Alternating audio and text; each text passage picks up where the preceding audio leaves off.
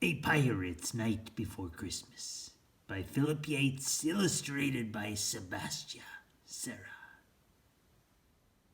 'Twas the night before Christmas aboard the Black Sark. Not a creature was stirring, not even a shark. The stockings were stuck to the bowsprit with thar, in hopes that Sir Peggotty soon would be that thar. The pirates were snoring like pigs in their beds, while visions of treasure chests danced in their heads. And I, with my spyglass and scruffy old dog, stood watching the crow's nest for ships in the fog. When out in the mist there rose such a racket, I slid down the mast with my sword to attack it. Away to the poop deck I ran very fast. I threw off the anchor and shouted, "Avast!" Straight up from the sea in the foamy white spray flew 8 giant seahorses pulling a sleigh. A mean-looking driver, a hoist and a one leg. Well, shiver me timbers, it's must be Sir Peg. More sluggish than flounders his coursers they came, and he whistled and snarled and called them by name. Now Salty, now Scurvy, now Sinbad and Molly. On Cutthroat, on Cross-Eyes, on Roger and Jolly. To the top of the sail, to the tip of the mast. Now dash away, dash away, dash away fast. And then with a crying and a crack of his whip, down came his sleigh on the deck of our ship. A jolly old sea dog, enormously fat, and so was the parrot that perched on his hat. He was dressed all in black from his head to his heels, and his clothes were all covered with seaweed and eels. His eye, how it twinkled, his dreadlocks how twiny. His scars were like crossbones, his gold tooth how shiny. His mouth was turned up with a nasty old look. The silver gleamed sharp on the point of his hook. A scary white skull he had hung on his ear. Soon gave me to know I had nothing to fear. He spoke not a word, but went straight to his sack, and stuffed all the stockings with coins and hardtack. The Black Sark was soon filled with holiday cheer, and loaded with gifts for each good buccaneer.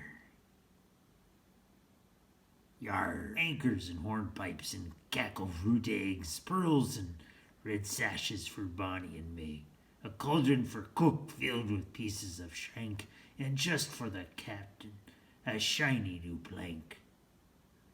But oh, me heart broken and tears in my eyes, I said to myself, "Blimey, where is my prize?"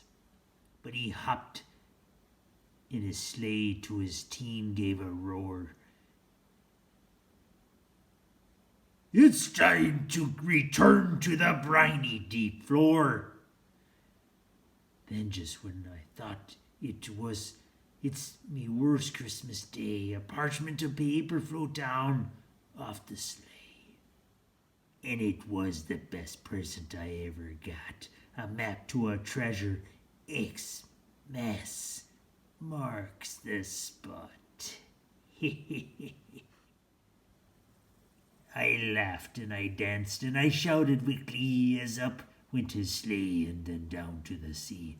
But I heard him exclaim ere he splashed a star, "Merry Christmas, me buckos, and a happy New Year." Oh, look at this library book. Someone stole a piece of the treasure map. Oh, look here. It's a pirate's glossary. So you know what the words mean back in the book if you need to go back and look. For example, arg, what pirates say when they are angry or when they just can't think of another word to express their feelings. Avast, a pirate's way of saying, "Who goes there?" And blimey, An exclamation of surprise. Briny! The ocean. Try rolling the R to really sound like a pirate. Briny! Buccaneer, an affectionate name for a pirate. Bucko, what pirates call their friends. Me buckos.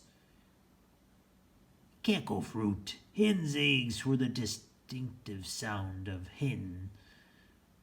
Cauldron, a big pot pirates use to cook their meals.